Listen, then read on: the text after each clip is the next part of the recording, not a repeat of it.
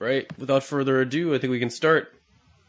I want more ado, actually. You want more ado? 50% more ado. You want 50% more ado, otherwise you walk right out of here. It's true. Ado. It's an ado strike. God damn it. Skadoosh. Just like in the 80s.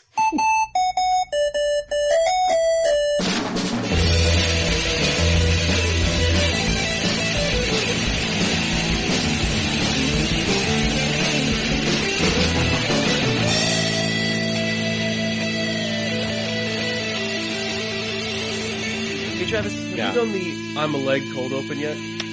I think we've done it had to, three times probably, if I take a guess. Like a lot. People call me the Space Cowboy. Well, you know what?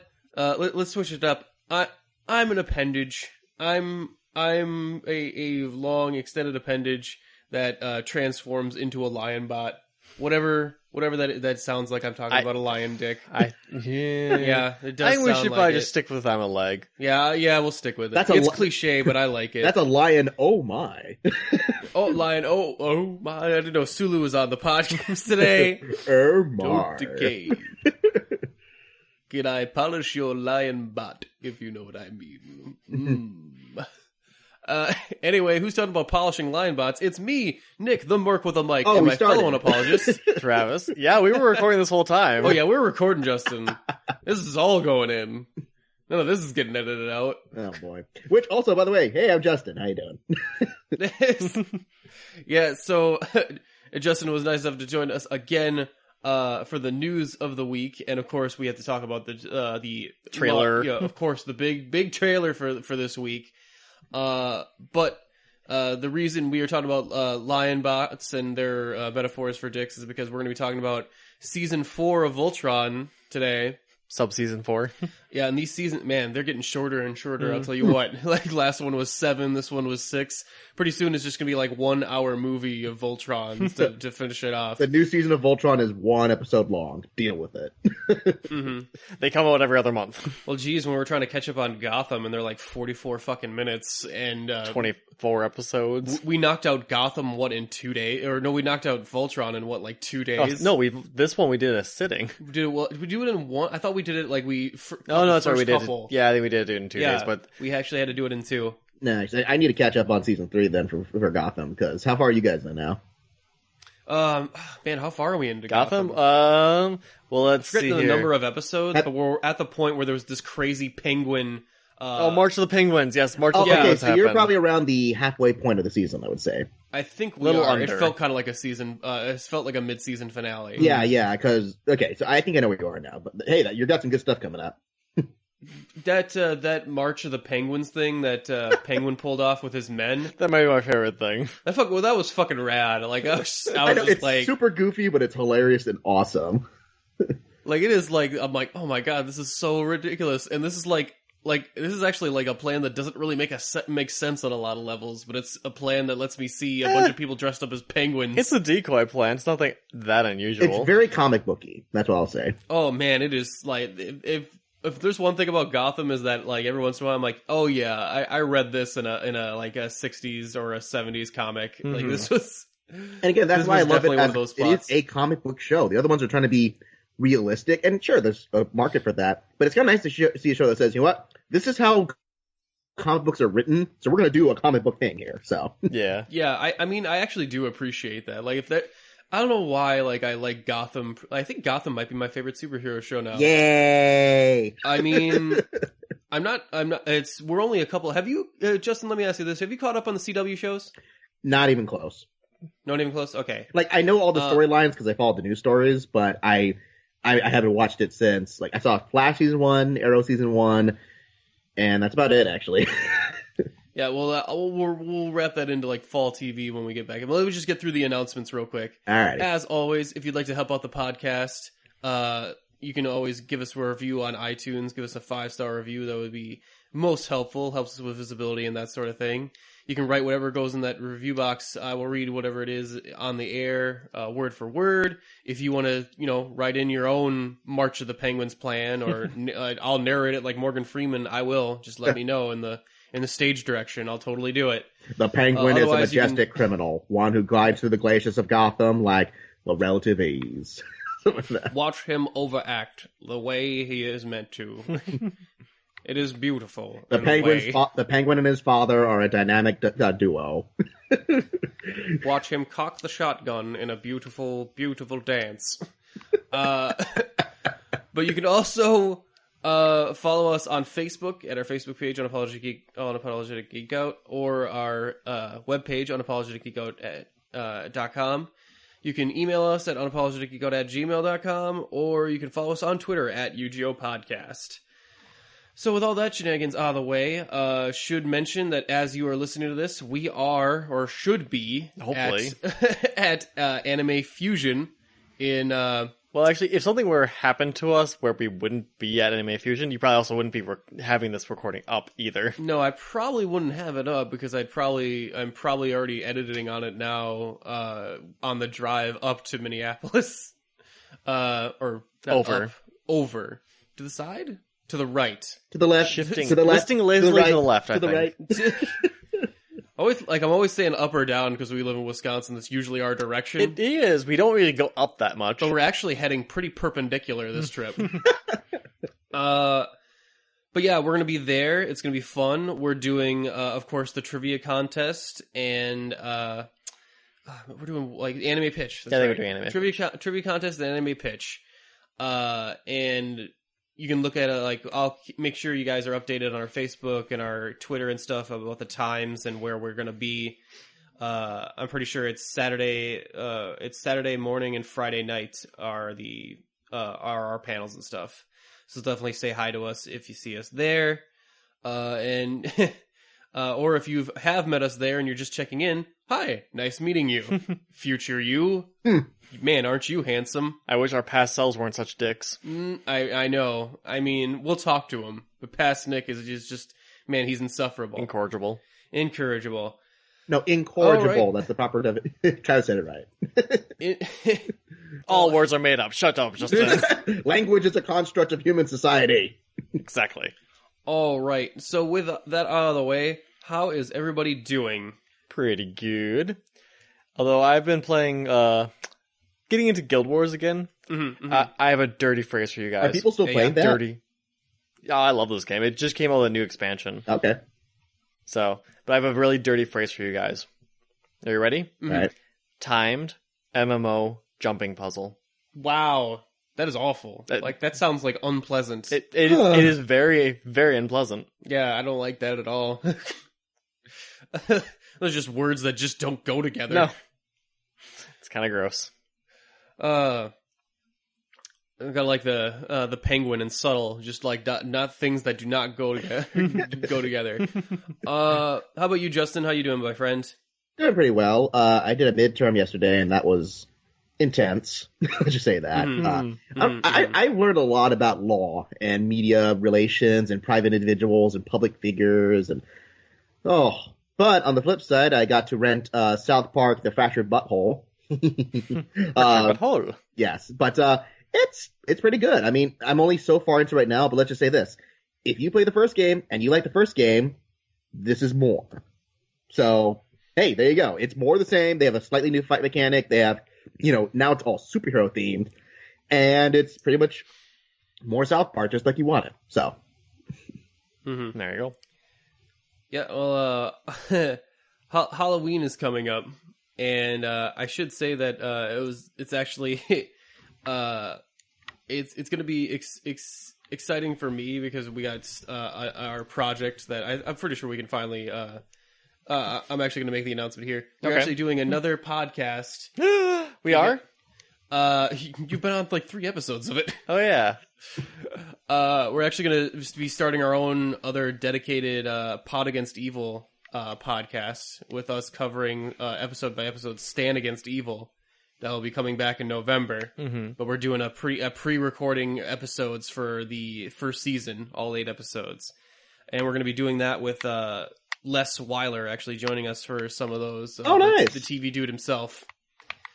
So that has been very exciting. I'm working on editing that, and we'll see how fast I can get that up. But that will be coming because I've put enough work in now to where I'm like, okay, I'm not going to give up on this. This commitment. Other than that, Travis and I are still playing Shadow of War. That's pretty fun. Mm-hmm. Although I having a hard time just finding time to get back in and playing it. Yeah. Well, I mean, we've been recording like almost every day this week, and then getting ready for the convention. So yeah, maybe when we get on our way back, when we get back, we can do it. Although I was running around, just trying to get like some of those fast travel points by myself without recording, and I ran back into one of the orcs we knew because of the Nemesis system. We ran into Snafu Giggles. He actually showed back up, Travis. That's amazing. But he wasn't Snafu Giggles. He was named Snafu the Marked or something. No, because remember when we threw those like sludge bees at the Morgai flies? Yeah, well, we also poisoned him because he ran into that poison explosion. Oh yeah. So when he came back, he was half scarred on all of his face. Oh, we made a Two-Face. Like the poison had fucking ate at him, and he was like, "I am Snafu," and he starts talking crazy or whatever. And I'm like, "Oh shit, we actually we messed him up bad. We made our own Two-Face." Yeah, we have our own two-faced villain. Fantastic. So enjoy that next time we jump in, because he's probably not going to be. He's going to be kind of mad, and I didn't end up killing him again or whatever. So he's still kicking around. Other than that, I have caught up on the CW shows completely. I'm sorry. No. See, Legends of Tomorrow is actually the best CW superhero show right now. That's sad. Only because they went to a circus to try and get a saber-toothed tiger, shrunk it down to cat size. Heatwave is afraid of clowns, and they saw half of them turn into circus show attractions. And this is good? No, it's pretty good, because it's finally leaned into that Gotham territory of they've leaned into the fact that man, you guys are terrible at your jobs. They've actually created a whole new time bureau to actually do their jobs for them, because the Legends are so notoriously terrible at doing it. I even liked in the second episode, there was my favorite moment where Sarah Lance, the leader, is telling one of her crew, you just gotta go, I'll go and give you as much time as you can, but you have to do it by yourself. I believe in you. And the crew member, just without a beat, looks at her and goes, why? And he's legitimately asking why she believes in his skill set, or in his ability to not screw this up.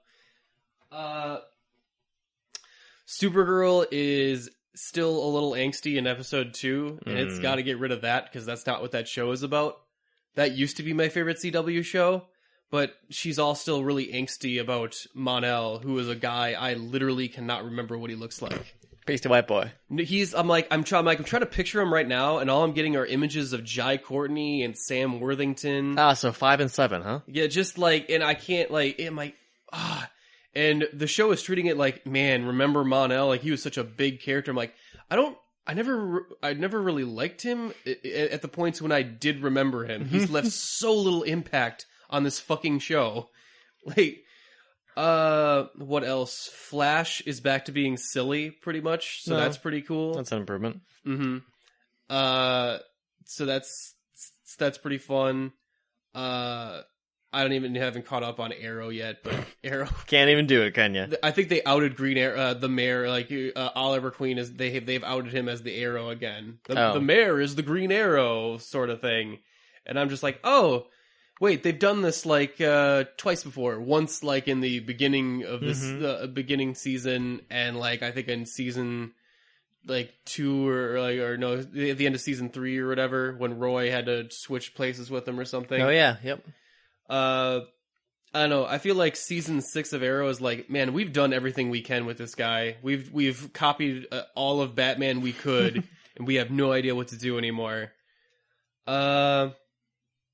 With that, I was actually wondering, maybe we should try and give Inhumans a try, because I hear it's just terrible. And if we could maybe we'll give that as a report, as a special episode of us, just us watching Inhumans. 'Cause it looks awful. It does look awful. Other than that, did we catch anything? Oh, I should mention before we start, Happy Death Day. Yes, we watched that. We caught that. a movie I would highly recommend. You know, I heard it wasn't that bad. So it was pretty good, actually. Really fun, actually. Like with that it's like basically a horror movie of Groundhog's Day, and they actually do a lot more with the premise than you at first think they might. Like they're a lot more clever with it than honestly they even need to be. Right. So it's pretty fun. I'm not gonna lie. Other than that, anyone else have anything else to add before we just head right into the news? Don't think so. Nope. No? Okay. We're going to get right into the news then. So, without further ado, this is Justin with Justin. Justin, what were some of the big news stories this week? Well, I'm a little behind today because I sent my notes to Chris the other day for One of Us, which subscribe to oneofus.net and listen to the Breakfast Pub. It's great. Plugging. But I have a few key stories here. So, remember I said we were going to get that Han Solo movie title last week? Yeah. Yes. We got it. And Get ready for it, Travis. Get ready. You are not ready for this amazing fucking trailer title, Travis. The most creative, original, newest title that you've ever heard of. Don't tell him yet, Justin. He's not ready. I can see it. You sit down, Travis. Too late. You're Too late. You better be ready now. 3, 2, 1. Solo. Wow. So original. Solo. And no, I didn't know that ahead of time. I just guessed. Did you just guess now? I guessed. You're a marketing genius. No, I have a brain. So everyone has been making fun of this title reveal of just like, really? This long like lead up to this title, and this is it? I think it's fine. Like I think it was just it was ridiculous that they kept trying to like, we're gonna reveal the title at some point. Yeah. And it's just, I mean, Solo is a fine name for it. Well, I mean, on the other hand, what else would you have named it? Yeah, I mean, I was listening to the Double Toasted guys, and they were trying to figure out new names or whatever, and they came up with the Kessel Run. I would actually watch Star Wars Kessel Run, a Star Wars story. I would have watched that. That would have been fun for me. Yeah, but for now, we have to be ready for Solo Cup, a Star Wars story. But Solo Cup, Han Solo Cup. Yes. All right. So moving on from there. I mean, not much of a story. Guardians of the Galaxy Volume 3 will technically be the beginning of Phase 4 for the MCU. And I would be more excited if I had liked the last movie. But, you know. Aww. Oh, I loved Guardians Volume 2. I got daddy issues, though. So that's. I think we all have daddy issues here, but I still didn't really care for it. I mean, Kurt Russell was great. He was really good in that movie. So. Venom, apparently there's a rumor going around that they're going to draw inspiration from the Lethal Protector comic series for the storyline for that. Have you read that at all, either of you? Oh, is that where he was an anti-hero? I believe so, yeah. So basically the idea that he fights other symbiotes. So it's probably pretty certain Carnage is going to be it. The main villain. Yay. Yeah. Not great. Okay, well, the Venom movie I have put on the list of things from Sony that are like, nope. This is gonna be terrible. There's no way that they're gonna get this right. They've shown complete ineptness with everything else. I mean, I love Tom Hardy. Get Venom right. So I'm just confused because it's like, so are they gonna mention Spider-Man at all? Is Venom gonna be his own like sub character that has nothing to do with Spider-Man? Because that's weird. It is. That would be very weird. That's weird to me. No, but all right. Moving on from there, there's a lot of progress being made on the Titans TV show this week. So for those who don't know, this is the adaptation of Teen Titans, and it's being done, I believe, I don't think it's a CW, I think it's one of the other channels, like TNT or something like that. But, having said that, there's been a lot of casting for it in the last few weeks and months, and they just announced today that the director of it is going to be Brad Anderson, who did The Machinist, that movie with Christian Bale where he looked like a emaciated, form of Christian Bale back in the day. But then he also directed a bunch losing weight thing. Yeah, but then he also directed a bunch of episodes of The Fringe. So it's like, okay, that'll be cool. And they just announced that the new guy playing Beast Boy is Ryan Potter, the lead character from Big Hero 6. So. All right. Are they actually calling him Beast Boy, or are they going with Changeling? No, they're going with Beast Boy, because that's too recognizable a name for them to not use. So. I remember back when they tried to change his name to Changeling, where it was like, Beast Boy is like really kiddie sounding, and I'm like, what, 20 years old now? I should be called Changeling, and no one was having it. Like, oh, nah, you're Beast Boy. It's just got a good ring to it, I mean, you got to be willing to change your costume like Nightwing. Like, if then you can, like, you got to earn it. Gotta earn it. So we got an adaptation of Lone Wolf and Cub being made. If you remember this, I believe it's an older, I want to say anime or manga, or you gotta look that up quickly. But anyways, for those who care, the people who make Lone Wolf and Cub, it's going to be directed by Justin Lin, which, okay, that's going to be interesting. Yes, it is a manga, for people to know. And it is being written by the writer of Seven, Andrew Walker. So that's all right. going to be interesting. I don't know, it just spells dark and crazy for me with that combination there. Speaking of Gotham earlier, so there's this movie coming out called First Man by Damien Chazelle. I believe we talked about this on the news, right? I think we did. So basically, I'm having a hard time remembering. It's the story about the first people to land on the moon. And this is the first non-musical film or music-related film that Damien Chazelle is directing, because he did Whiplash and La La Land. And the person who just joined the cast is Corey Michael Smith, the Riddler, who's going to be in that. So, our favorite. Awesome. Our favorite. Nice. Have you gotten to the part? Okay, you know what? No, I'm not going to say it. You might have gotten there, but you know, you were saying you wanted more Penguin Riddler interaction, Travis? Yes. There's some good stuff coming up later this season and then the next season. So excellent. Yeah. Okay, going from there. Obviously there's the scandals with Harvey Weinstein. If you're looking forward to that movie, The Current War, well, it's not coming out for Oscar season anymore. It's going to be pushed back to 2018. So, womp womp. Sorry. This is made by the Weinstein Company, or yeah. Which also, okay. So funny note on that too. I did an interview for a TV show actually. I interviewed the guy who was the head of communications at Spike Television, because they're getting adapted into Paramount Network. And it was really cool at first, because like, oh yeah, we're super excited about our new shows. We're going to be really based on like story-driven content and, high drama and that stuff. It's like, sounds really cool. And I look up a bunch of those shows, and I know I've seen a bunch of the trailers and I'm excited. Guess who's producing a lot of those shows? The Weinsteins. Oh, yeah. All right. Yeah, so it's going to be a bit of a shakeup for them to rebrand. But, so there's all that. That Detective Pikachu movie is still happening. It's going to start filming in January 2018. All right. I appreciate Justin's ability to just transition from Harvey Weinstein to Pikachu. There's some similarities there. We just don't talk about them. Yeah, I've heard things about that fucking Pikachu. We don't talk about it, just Nick. The revelations of Harvey Weinstein, the Detective Pikachu movie is quite shocking. Ha I'll tell you what.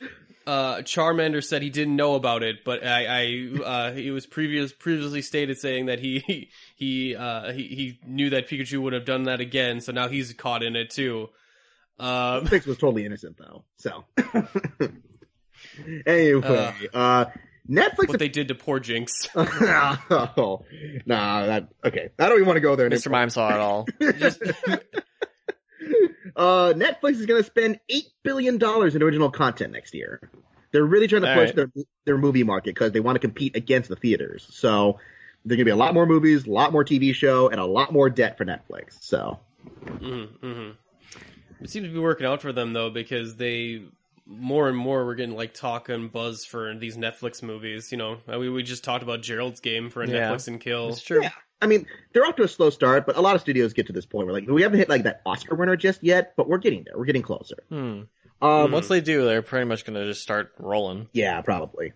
I mean, they're attracting enough talent. People want to watch Netflix stuff. So, people want to make things for Netflix. The Nielsen, there's the Nielsen ratings. There's been that mystery for a long time about how Netflix tracks its shows. But apparently Nielsen says they're going to crack the code. There's a new rating system they're implementing that can actually track Netflix shows for their viewings. And their actual streamings. So we may actually know what shows are being watched on Netflix without Netflix telling us that they're being watched. So that'll be interesting. That would be interesting actually to see how that affects things. Oh yeah. I mean, I've always been curious because we've, any numbers with Netflix we've always had to take with a grain of salt. Yeah. We've always had to it was interesting to me to see the Defenders being like the lowest rated, of the Defender shows, or the lowest viewed, I should say. And like Iron Fist was like one of the on the higher mark or whatever. Like I'd be interested to get into some more like accurate numbers to see it, but yeah, that'll be interesting. Yeah. No, so going from there, again, I don't have a whole lot of other stories because it's been a very, very slow news week. Game of Thrones, there's been a big rumor going around about they may have actually cast the leader of the Golden Company. If you remember from the last season, they were teasing this huge, super powerful mercenary force that was coming in. And the actor is Mark Risman, who was in Into the Badlands, one of the characters from there. So, hey, I mean, I'm just curious, like, what is the Golden Company? What is all that about? I just can't wait. And especially war elephants in Game of Thrones. I cannot wait. I would not get my hopes up because the more I think about them introducing a whole new faction as an element this late into the game, with how many episodes are in the last season? 6. 6? Yeah. Is it 6 of them? It's 6. Okay, yeah. The Golden Company will be the bad guys for one episode and then they'll be gone. Hey, I mean, to be fair, they're also saying that they'll be feature length, so maybe they could pack in more material, but we'll see. I mean, at least that's what I'm thinking. Like, because it's too late to be introducing any new characters that are going to impact the plot in any way. Yeah. So I'm assuming they're just going to be some fodder for us to fight at some point in the episode, and you know, like there'll be a monkey wrench to throw in, like, oh shit, the Golden Company just showed up. Now we got to fight elephants and stuff, and it'll be really cool visually or whatever. But I don't think they'll actually, you know, influence things. I don't think I don't think they'll actually have an but again, impact. War elephants. I just want to see war. That elephants. is pretty rad. I mean, I'm pretty jazzed to see dragons fighting elephants. I think that'd be pretty cool. Yeah. Let's see what else. NBC is developing a revival of a Nancy Drew TV show. So, yay. Nancy Drew. Yeah. Of all the things to adapt, I mean, look, Nancy Drew has an audience. I know because I worked at a movie theater when that last Nancy Drew movie came out, and people went to go see it, apparently. But I'll tell you, all you got to do is just make it dark, have her make it really dark movie or murder investigation, and have it be like Riverdale. Dude, apparently that shit works with a slow cover song. A few other deaths. I'm going to skip over most of them because, again, you guys don't know foreign actors and that kind of stuff.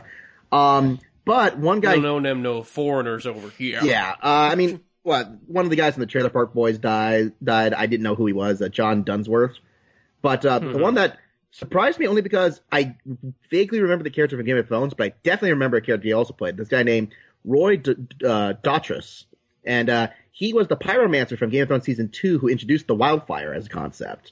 Wow, I hardly remember that guy. I know, yeah, he's in literally one episode. So he died in 94. I almost remember him because he was in one of my all-time favorite movies, Amadeus. He played the father of Mozart in that one. So. Oh, okay. Yeah, so I was just like, all I remember is Peter Dinklage saying something snide to him, and then like, well, throw a dart, you're gonna hit an episode like that. For me, I'd wear that as a badge of honor. Like, Peter Dinklage said some shit about me.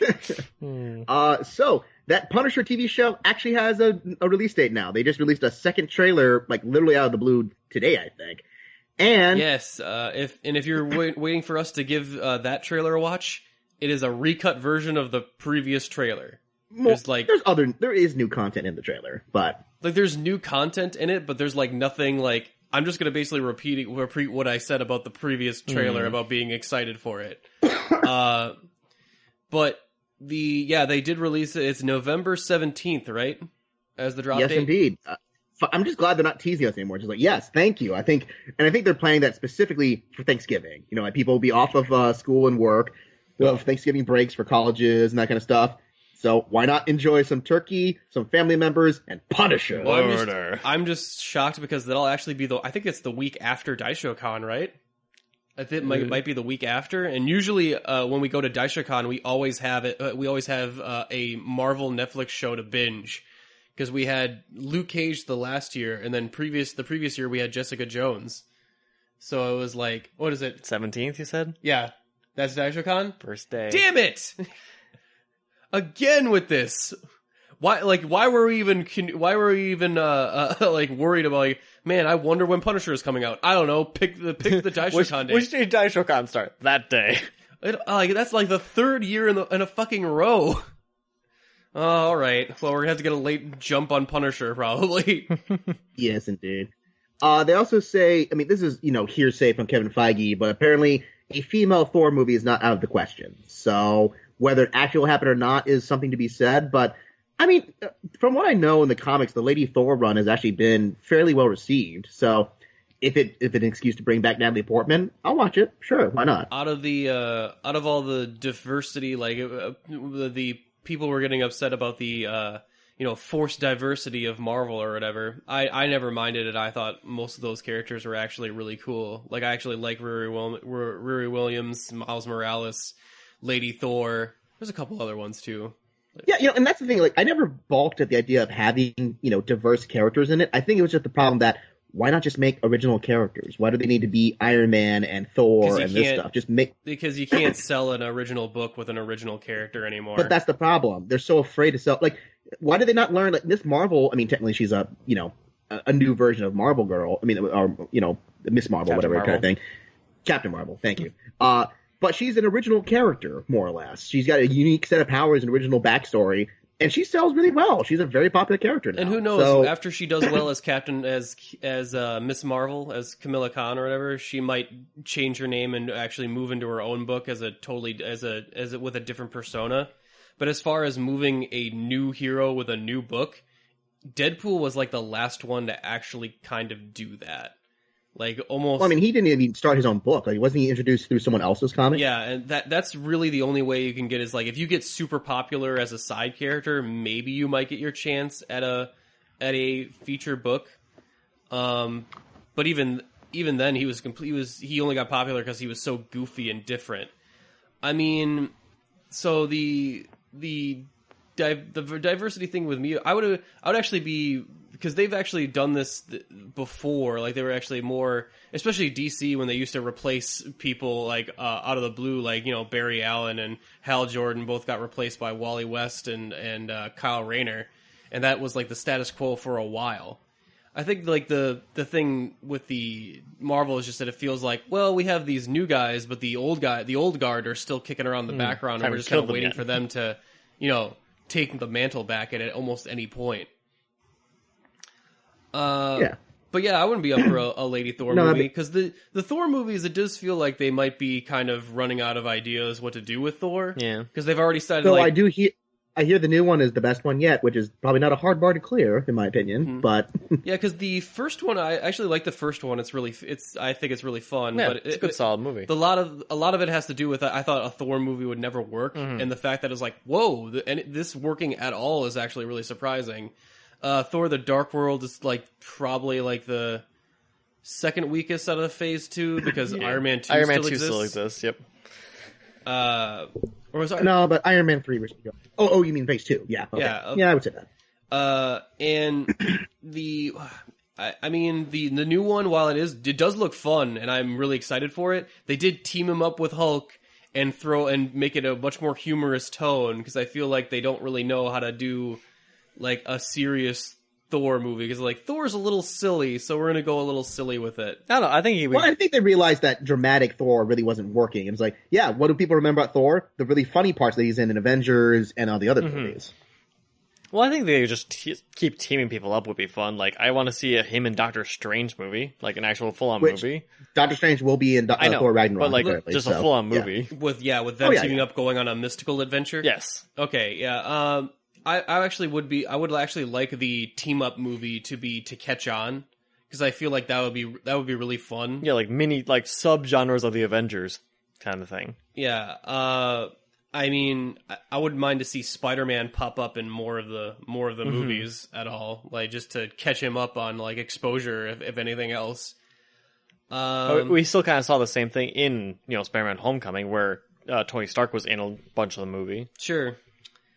I mean, I don't know if Natalie Portman, because it feels like she either lost favor with the studio or whatever, because she has not been back for any of the side projects or anything. I think they just don't know what to do with their character. I think that's that the could be problem. as well, because she really doesn't really have a lot to do other than kind of fangirl sciencey things and faint over Thor, because like, oh my goodness, Chris Hemsworth, yeah. my god. Yeah, so, we'll see what happens. But yeah, it's mostly speculative right now, but just the fact that they said it, at least, hey, if they do it, I wouldn't complain. I don't care. So there's only 3 more stories to go with this one. I know, sorry, it seems like so long. But there's this new series that I'm very curious about called The Miracle Workers that's coming to TBS. It's an anthology comedy series focused around angels, and it's pretty much Good Omens, but not quite Good Omens. Daniel Radcliffe is going to be the lead character in that one, as a low-level angel who must work a miracle to save humanity from destruction because God apparently is ignoring his duties and, supernatural style stuff. Originally, Owen Wilson was going to play God in that one, Ooh, which, What? okay, but he left because of some reason. Because someone pointed out that'd be terrible. Well, I mean, go on, God. Wow. People are so amazing. But the person they got to replace him is Steve Buscemi as God. Okay. I want to see that. I'll That take sounds that. awesome. Daniel Radcliffe as an angel serving Steve Buscemi. That sounds awesome. That sounds like a really messed up movie that I can't wait to watch. That's funny. Oh, watch that. Once again, Daniel Radcliffe is fated to save the world. Whoa, Yes, God, indeed. God, I can't believe you visited me. Yeah, I took on corporeal form. And this is the form you chose? I had to make people more beautiful than me. No, but anyway, there's also, this one's mostly for me. I'm a huge awards junkie, as these guys can tell you. I really like, and I know awards are not all about. Emmys. Yeah, I threw a party to watch the Emmys. We actually had people, guests, and treats, and it's mostly just because I like the concept of promoting stuff. Even if it's not, I don't always agree with people who win. But it's just nice to say, yes, we recognize talent and quality where we see it. And we want to push people, especially because it'll give exposure to movies that people probably won't see.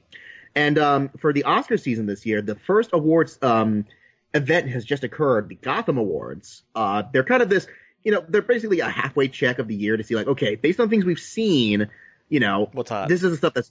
Oh, sorry? What's hot, yeah. Yeah, the stuff that you're probably going to see more of coming up later this year. And so, I'm only going to run through really the top one. Basically, the 5 films that were nominated for Best Picture, and only maybe 2 of these will actually translate to Oscar quality, but it's Call Me By Your Name, that won, it's a big coming-of-age gay drama that released in Sundance earlier this year, with Armie Hammer. Oh, Then yeah, there's the one with 2 straight guys?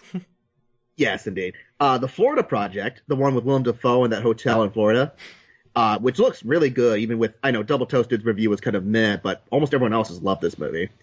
Get Out, of course, it's the big runaway hit of the year. Yep. Good Time, that Robert Pattinson movie, which I actually did see, and it's really, really good.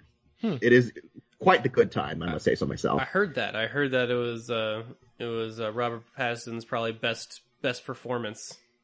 Oh, by far, hands down. Only because he plays a complete scumbag the entire movie. But, and then that movie I talked to you guys about before, I, Tonya, the one with Tonya Harding as the figure skater. Oh, cool. So, yeah, that's the one with Margot Robbie, the lead character. And, there's a lot of other films being represented here. Lady Bird, The Disaster Artist got an actor nomination for James Franco. Man, I want to see so that it's just kind of a thing, just hey, you get to look back and look. Even Harry Dean Stanton, he got nominated for Best Actor for the very last film he ever did called Lucky, which from what I heard is actually a pretty good film, but no one's seen it because it released in 5 theaters across the country. Yeah. So, hey, it's kind of cool. It's hey, these are the things I can look up on Netflix or look up, at a rental store and see if I can just catch up on the year's releases. So, that's pretty cool. And then the last story, this one came as a surprise for me, and I'm sure it did for a lot of other people. Now, we all know about what happened with Steve Irwin, the legendary host of the Animal Planet show, The Crocodile Hunter. And, yes. That broke my heart when he died. That was just the worst, especially because it was those sad things he died doing what he loved, but he shouldn't have died right then because he was still very young. But it turns out his family is actually going to produce a new show. Really?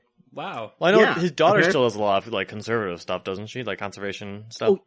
Oh yeah, no, and actually she's going to be one of the leads probably of the show, Bindi Irwin. And they said, yeah, it's going to be in the style of Crocodile Hunter, most likely. So, hey, there you go. We get to see the legacy go on with Bindi Irwin. Oh, we're just rebooting everything. Hey, why not? Crocodile Hunter, there's just that thing about it. It's so infectious how much Steve Irwin was passionate about it. So maybe if Bindi could capture some of his charm, I might have an excuse to go watch the Animal Planet again. Yeah, it won't be Bigfoot, so. No, I'll just watch the History Channel, learn about aliens instead. Wow, when did the good channels become shit? There's still Food Network. The instant that people stopped watching them and started watching reality TV shows. Yeah. So that's the sad thing. Someone did a presentation at a TV class I did about the History Channel, and pretty much they just neglected to talk about any of the actual historical content. No, we're making history by showing everyday lives. I'm just you failed him, right? I was not impressed. Maybe other people like the thing, but I'm just Vikings is still a thing. Nightfall is starting up later this year. They actually have historical content, thank you. But hey, we still have Food Network. Still entertaining. Hey, Man vs. Food is awesome. I don't care what anyone says. It's only a matter of time before we see an alien cooking show as well, based off of... You know what? Fine. Whatever. I'll take it. It's called How to Cook Humans. How to Cook Humans. How to Cook Humans 101. Well, with that... All right, and then that's all I got. Yeah, thank you very much. With that, we'll bring an end to the news segment. We'll be back with the trailer talk right after this. Yo, Tom from Toonami here. You're listening to the UGO podcast. And I hope you all are ready, because Trailer Talk starts now. And welcome to Trailer Talk, guys. We only got one for today, but boy, is it one for the ages. I mean, unless you want to watch more Punisher like we did last time. I got nothing left to say about Punisher. Yeah. We're going to talk about another Marvel hero that I'm excited to talk about. Because I don't know if you know this, Travis, but the trailer talk, it will not be televised today. No. It will be live. Because we got Black Panther to talk about today. You guys excited? I am. Yeah? Mm-hmm. Have you seen the trailer yet? I have not. I knew that there was a trailer, and I was like, I've been so caught up in, Thor Ragnarok is what I was doing. Also, this trailer popped up, like, holy shit, that is also coming up. Justin, how many times have you watched the trailer? At least twice now, because I watched it myself, and then I watched it with double toasted commentary on it. Lightweight. And how many times have you watched it, Nick? I've watched this trailer so many fucking times. I mean, well, okay, I'm going to spoil my complete thoughts on this trailer, but I'm going to say, I like it. It's, I'm about as hyped as I was as the first trailer, so no better, no worse kind of thing. And I will be interested to hear some of those thoughts, because I have some thoughts too, but let's first give Black Panther a watch that Travis can get caught up with us. So I know what your vagaries are. So let's give that a watch. I have seen gods fly. I've seen men build weapons that I couldn't even imagine. Is that Martin Freeman? That's Martin Freeman, yeah. Drop from the sky. Bilbo himself. His amazing American accent. Anything like this? How much more are you hiding? Hold up. Let's go.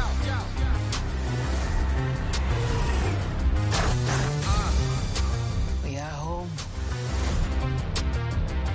I'm so badass, I don't even have to use a steering wheel to steer this ship. My son, just my mental fortitude. Angela Bassett! You get to decide what kind of king you are going to be. Oh, well then dictator. Easy choice.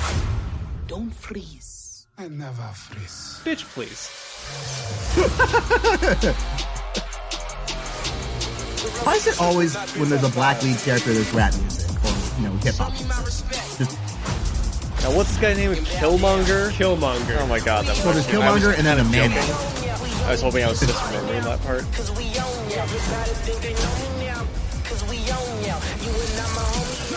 Oh, that person had a steering wheel. It was just digitized. I waited my entire life for this. The world's gonna start over. I'ma burn it all. What happens now determines what happens to the rest of Dun, the dun, world. dun. Remember that shot He from the lands on first his trailer? feet, right? Get it? Kiss cat. You will not be able to stay home, brother. You will not be able to plug in, turn on, and cop out. Wakanda forever! Not be televised. Oh, fucking Sonic hand. Yes! Dang, that's a lot of damage, too. So, I take it this is in South Korea? Revolution will be live.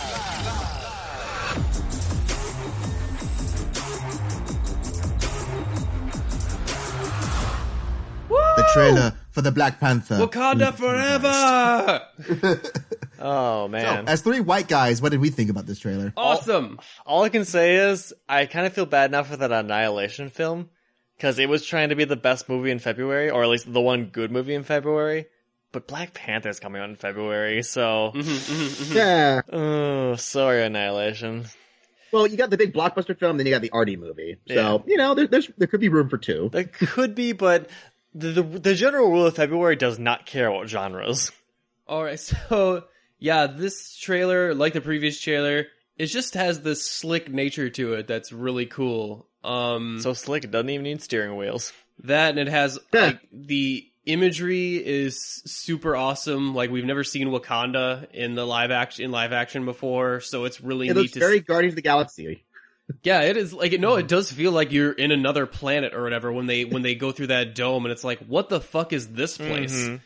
I mean, it does have a very African feel to it. It's just very aesthetically cool.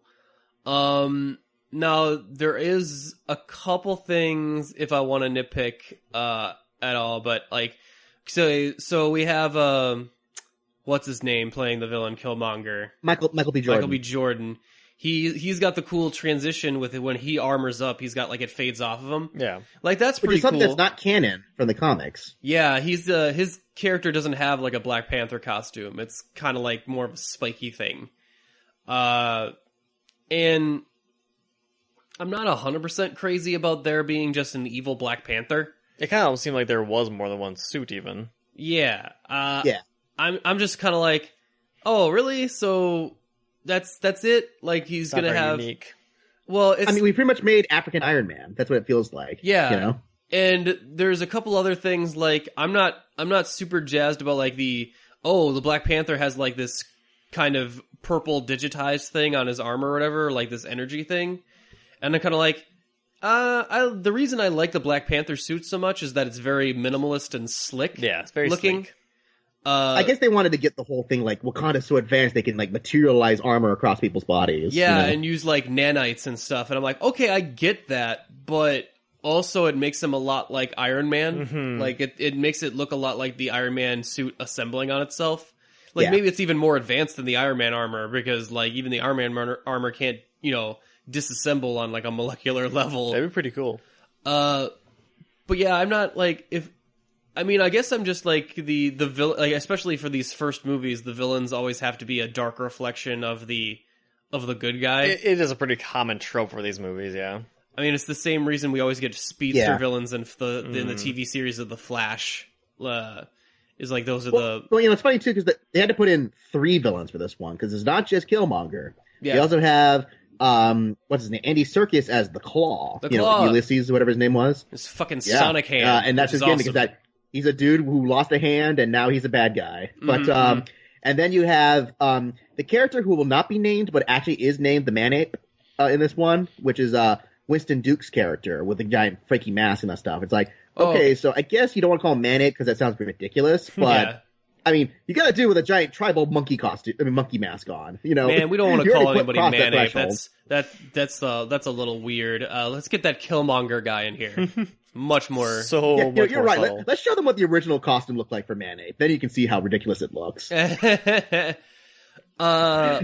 love the what's her name for his bodyguard chick. Oh, that's Michonne from Walking Dead, right? Yeah, I don't remember the actress's name at all, but like she's Oh, man, Dene Guerrera. man, she is really good. She's very intimidating. Mm-hmm. It was just like she can come up to Black Panther, and we've seen Black Panther in action, and how badass he is. And she's like, "Hey, don't be a pussy when I drop you off of this out of this airplane." And it's like I'm a goddamn superhero. Like, I mean, he still was Yeah, he basically does like, that, Mr. bitch, please, but... like, Yeah, he does a Mr. Popo thing like, "Witch, shut up." yeah, like don't freeze. Like, what are you talking about? I like to think that she's probably more badass than even he is. Like, Well, because I think they established that she's one of the Dora Milaje, which are the personal bodyguards of the Black Panther. yeah, Because it's her and then that woman from the last movie among the ranks of that, and they are scary looking. Just with those two ladies just alone, they are freaky. They're like, I don't want to mess with these ladies. No. well, it's like the one from Civil War only got one line, but I remember it because it was up to Yeah, It was up to Black Widow. She was like, "Move, or you will be Or you will moved." be- And I'm like, God damn. And you believed it.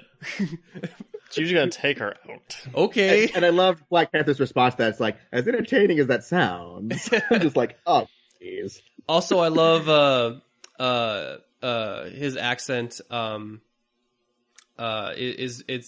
It's I mean, I guess it is kind of African, but it's like got like this kind of regalness to it as well. Like I kind of like funny because a lot of actual Africans have kind of complained about that. We're like, oh, he's just making up some nonsense African accent that's not any one country. But again, it's Wakanda. It's a fictional country. Yeah, I mean, I think that he only has to get it down to where it sounds vaguely African, and that's basically it. I mean, it's better than Michael B. Jordan. Well, okay, so there is a plot reason for that one because he's supposed to be raised in wherever, in New York. right?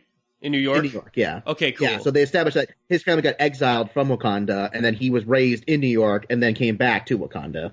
So okay, cool. Because he's the only one who's like, who's talking like a New Yorker. Like I'm sure they tried an African accent on him. They're like, ooh, this is not working out very well. Wait, so even in a movie set in an African country, we still had to get New York somehow involved in a Marvel movie? It has to happen. Well, and also it's clear that, Michael B. Jordan and the director will refuse to work with anybody else. So they had to find an excuse to put him in the movie, even if he couldn't do an accent. Well, there are so many black actors in this film. Like it's got to be like the casting call of this had to go out like almost every black actor in Hollywood has to be in this freaking movie. Yeah. Anyone who's won or been nominated for an Oscar is in this cast. It seems like all the sexy black people. Oh, like, yeah, Lupita Nyong'o, Forrest Whitaker, Angela Bassett, just tons and tons and tons of people in this cast. Yeah, I love the Black Panther costume. I love how it looks. I love it in action. The only thing it's very efficient. I like about that. It's very efficient looking costume. Yeah. I'm not too crazy about the glowy elements because it makes it a little more CG sci-fi than I think is absolutely necessary. But that's like a pretty minor. There are a few kind of like flashy CG effects. You're just like, it looks okay. Maybe it'll look better when the movie comes out. But maybe when it's all moving around, you won't notice as much too. Well, I kind of liked like his best scene in Civil War was that first scene where he shows up, where it's just him on the chase scene with Cap and Bucky. And most of that, like, there's not a whole lot of like, there's CG for his suit or whatever, but there's not a whole lot of glowy ray gun shit going on. Right. Although, I mean, that Speed Force effect they were doing when they were running super fast through the street was a little goofy. Well, like, that was they're because moving so fast they're creating speed lines. It's like, okay, come on, guys. Well, that was a lot of the editing where it's like it shows them running, and it's like, are they running faster than the cars? That doesn't seem right. Like, I know there's like super soldiers and stuff, but they're like running really fast. Bit much. Like, I want to just see a crossover with them running. You see Barry on the side. It's like, hey, what are you guys doing here? Can't do that. Just running around. I loved that moment of that the Michonne gets with the Wakanda forever. Although that makes me think her character's gonna die because that's what you yell. That's a thing a character usually yells right before a heroic sacrifice. Yeah, or getting blown to bits. But it is like it does get you kind of jazzed up for it. I mean, she still has to do Walking Dead. She's contractually obligated, so we'll see what happens there. Well, it's not like it's a huge part. I mean, even if they go forward with further movies, I don't think it would be a huge, drain on her time. Yeah. Otherwise, Andy Serkis, always like that guy. I'm glad he's coming back as the Claw. That's his, Black Panther is one of Black Panther's classic villains. I like that he has a fucking sonic hand. That's awesome. I love it. I know the evil white guy has to be in this, so. Well, we have the one good white guy and the one bad white guy. So we're, that's most we need. Yeah. We've met. So, okay, I'm assuming that he's supposed to be South African, right? Andy Serkis' character. I think so. I mean, he had an accent in Avengers: Age of Ultron. Was it South African? I think because I think they went to South Africa at first, unless no, they went to Wakanda the first one too, but they went to that part of Wakanda that's clearly not in this sci-fi universe because it's all like street trash, all just a shipping yard or whatever. Yeah, it's like, okay, so Wakanda is the most selfish country in the African continent. Apparently, they're just like, we have like technology that can revolutionize the world, but we're just gonna let all these other continents fall to pieces and go into civil war all the time. Yeah, like, I want to see if they address that. Just like, so why don't you help out Nigeria or Sierra Leone or any of these countries? Just like, well, the UN helped them. Maybe if you guys got off your butts and did something. We're off doing our own thing, creating Black Panther armors and fucking shit. Like, how much might this cost? Could have saved so many people with that. We did. They've described this movie as being a mix between James Bond and The Godfather, apparently. The Godfather. Yeah, so basically, like, that, all the regal stuff with his family is supposedly plays a huge part to the plot. So, Yeah. I mean, I'm super excited. I do like Michael B. Jordan. It is a shame that he's not been in a whole lot like lately. Like the Fantastic Four stink is still following him a little bit. Yeah. So I mean, I'm not super crazy about the him fighting another version of himself, but it more or less it's standard first movie stuff, like origin stuff that is easily forgiven if the writing is pretty solid on it. Well, I'm just kind of interested in like how much further do they have to keep pushing these first movies? Like every time they make new ones, it seems like they keep setting the bar higher and higher. To the point where what's getting to the point where it's start getting like mediocre first movies because they can't go any higher. Well, now I think they're going to be introducing second tier characters and stuff because we've got everyone basically major. Right. Black Panther was one of the final holdouts, so it was like, finally, we're getting a Black Panther movie. Which, I mean, to be fair, Black Panther's only come into prominence in the last, decade or so as we've been trying to push the more diverse heroes. Because growing up, I wasn't really familiar with Black Panther at all. I mean, and to be fair, I wasn't familiar with Iron Man because he kind of really wasn't the top hero for the public, at least until the first Iron Man movie came out. No, it's interesting to see the retroactive popularity of some of these characters. Like Iron Man, believe it or not, he was just not that big of a character before the movie. He was like, people knew who he was, sure, but like he was not, like, I would say he was probably part of the B list of heroes, really. Wow. Like he was. Yeah. I mean, I wouldn't have put him up with like Cap or Thor or some of the more A-list superheroes. And now there's whole comics of him versus Cap. Well, and that's the thing. Like, I only knew him because my grandmother bought an Iron Man toy when I was a kid. I'm just like, oh, this thing's cool. I don't know who this is, but sure. And then, now I know. Now everyone knows Iron Man is like the premier Avenger for Marvel. So. Yeah, well, some of these other, like, if they're going to do solo movies for other characters now they can go to smaller people. Like, if they want to give Just Hawkeye, tack him on. if they want to give Hawkeye his own down spy movie, I'm pretty sure they're or never something. going to do that now. Like, they should, but they're probably never going to do that. And it's just like, poor Jeremy Renner. That poor guy. Well, I don't see why him and Scarlett Johansson can't go off and do a separate spy movie together and they keep the budget low on it. Like, maybe I'd watch spend that. only 40-50 million on it rather than the hundreds of millions they usually spend. And they probably make just as much money off of that movie. Off the branding alone. I mean, Well, just for all the people who get, want like, that movie. Get like Martin Campbell or one of those like really premier like action directors to do a small budget spy espionage movie with those two guys. That would be amazing, I think. I mean, it just makes so much sense to me on a logistics level that I don't understand why. There must be a reason they haven't done it, whether or not maybe they have to pay the actors a lot off the top end or something. I don't know. Yeah, but again, Yeah, you keep there's this probably movie's some budget really contractual. low. Yeah, there's some contractual stuff, I'm sure, but Yeah, maybe they're worried about using up their appearances that because could they be. only they can only appear in so many number of movies or something. Although I think Jeremy Renner will do with whatever the fuck he wants. I don't think that's a big concern. Yeah, but I mean, Scarlett at Johansson least- maybe not so much. at least Jeremy Renner still has his art movies that he does because Wind River was really good. But yeah, it's No, just like it's not like he's not doing anything.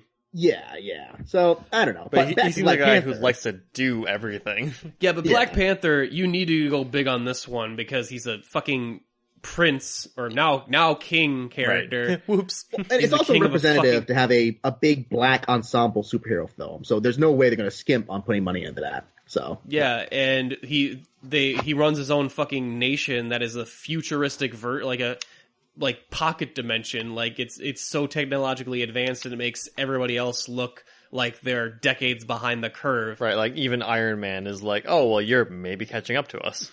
Like Steve Jobs would head over to Wakanda and go like, "Holy shit, what the fuck?" I watch can't all of this. just rolling around in his grave. Yeah, so this one had to be really big to begin with. I'd say that Black Panther is a perfect character to use in some smaller aspects. They want him to be a globetrotting like spy hero as well. They can do that. There are more options to go with after the first movie as well. And I don't mind the movies going like kind of scaling down and being a smaller story too. A little more insular, yeah. Yeah, because that's kind of what I liked about Ant-Man too. Is like Ant-Man's a little more smaller, a smaller story. Hell, even like the moments of like Winter Soldier that are really cool are just Cap on like these missions or whatever. Like these even before the whole international Shield incident. Mm-hmm. But yeah, this very exciting. Any other things we wanted to mention before we wrap this one up? Nope, just I it's gonna hope be the it's good good. February movie, I think. I have a hard time feeling that Marvel will miss on this one, which is, I mean, they haven't had this most stellar rating lately with like the Defenders being okay, Iron Fist being shit.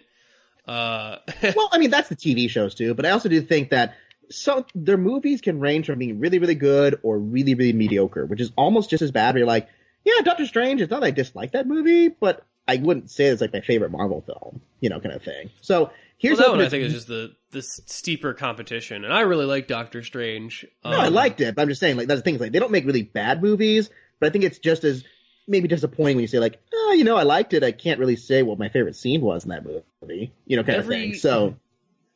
Well, it's Dormammu I've come to bargain, really. Yes. Like, that's definitely the best scene. That's definitely the best scene. I would agree with you, Justin, and sometimes I do feel like that. I never feel like they're mediocre. I always feel like they're at least good. Like, except for the, Iron Man. The one or two blemishes. One or two blemishes on there. Ant-Man, Iron Man 3, Guardians of the Galaxy 2. I like Ant-Man, so... See, I think Ant-Man rises above mediocre. I think it's actually fun. I think it's in kind retrospect, of garbage, but that's just me. In retrospect, I always get more of a higher opinion anytime DC tries to make a movie. I'm kind of like, oh, yeah, this is what actually bad movies are like. All of a sudden our mediocre goes a little step up.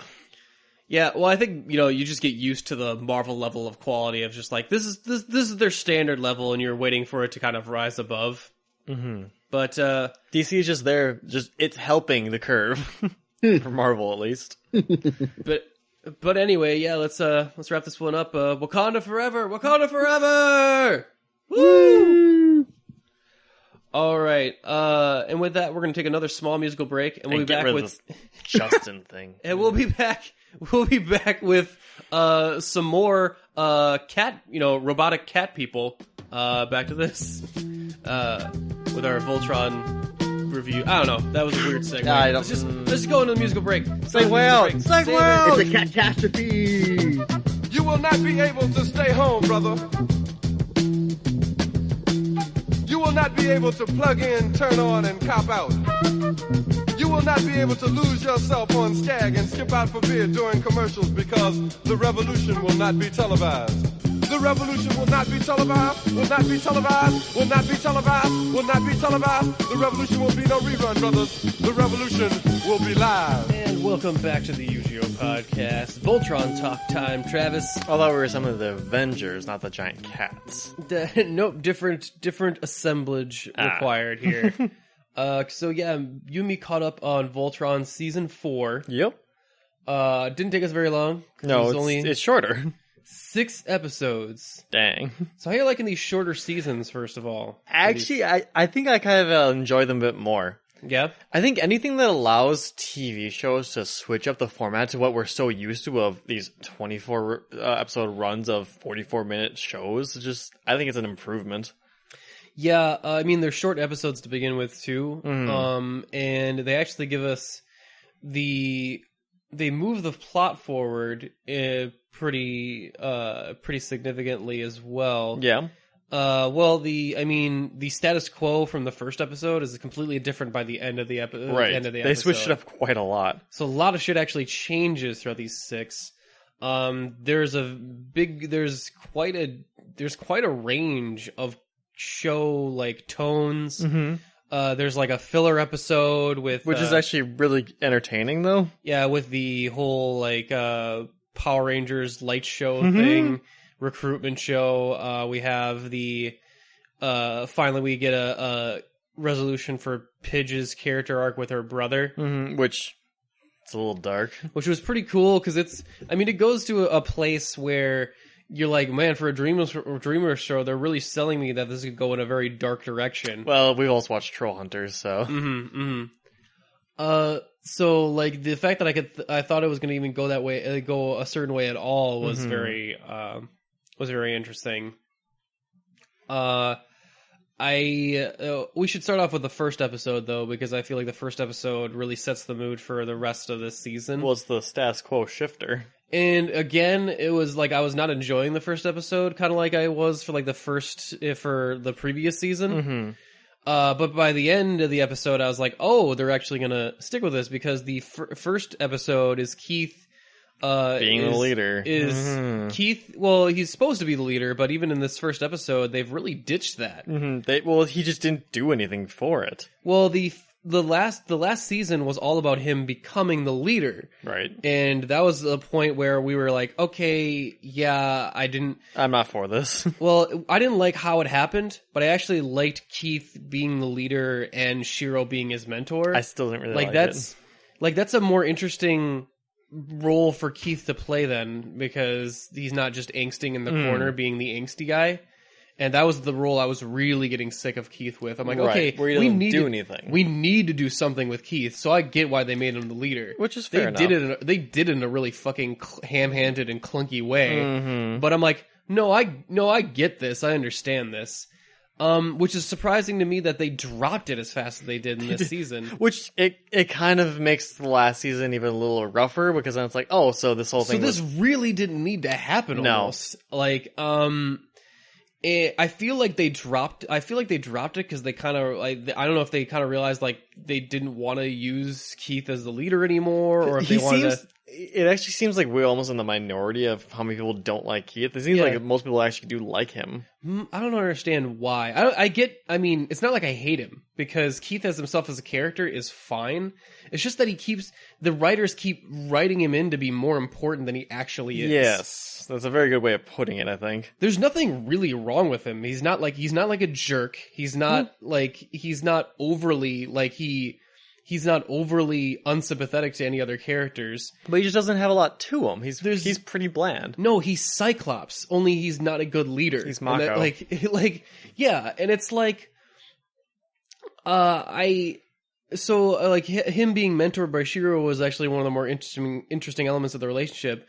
But in this first episode, he's off doing the Blade of Muramasa thing rather than piloting the lion. And he's doing that for what seemed like, I don't know, they made it seem like weeks, if not months. And at the expense of missions that Voltron has to go on. Yeah, they show him mostly at the beginning where it's like, oh, we were here to promote Voltron, say, hey, we're here to protect you. And he doesn't show up in the Black Lion. It's like, okay, you're kind of the main part. And it's like, for the first times, it's like, well, it's just PR. It's not really that important. And I'm like, yeah, Keith, but you don't get it, the fact that you're the reason that a bunch of these coalition members are joining up is because the only reason that they have confidence is because of the Voltron. Right. Like, this war is not just a physical war, it's a PR battle. So, I think my main problem with the first episode is that no one sits him down and goes, look, dude, you're fucking risking our lives by not being there. You're risking the whole galaxy at some point. What if we need to, because they can only form Voltron, it's been established that Shiro can't pilot the Black Lion anymore. It seems apparent that the lions can only bond with one person at a time. Or they're just, fickle like cats. I mean, I guess they could just be fickle. It's hard to tell without them ever really explaining it. The sense I get is that they can only bond with one person at a time, and it takes a little time to readjust a new connection. Even right, that's as much as I could get out of it. It's hard to tell. The show doesn't really go in depth into it. No, it's so they know Shiro. As far as they know, Shiro can't pilot the Black Lion, and Keith keeps on well, we only know you only tried it once. It's it's not gonna just magically happen again. So he's distancing himself from the team because he's I'm not a leader. I'm not doing that. I'm doing this, and which is antithetical to what the last season one, where he was learning to be a leader. Right. I don't know. I feel like the show dropped him, which is because I would assume is because that everyone shared our opinion that like it was not good that Keith was in the leader position, but apparently we're not in that.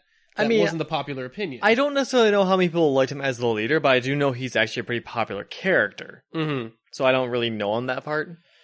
So yeah, that's very interesting. So near the end, they get into a situation where they need Voltron, and everyone stares him down, and I'm like, yeah, like you. What were you expecting? And then he explains like, oh well, the main reason I did this is so I could distance myself from the lion, so that Shiro could reestablish his connection with the lion, which in a certain level makes sense. But then again, he still bets it on the fact that like, hey, they needed to get into a scenario where they needed Voltron, right? Which, if it had not have worked, they could have like some of them died. Some of them could have died, or civilians could have died. It's not just the team that he's risking the lives of millions of people, right? And that makes him kind of awful, no matter how you look at it, because he doesn't want to pilot the Black Lion. Yeah, and I'm like, dude, I just wanted Allura or Shiro or somebody to sit him down and go.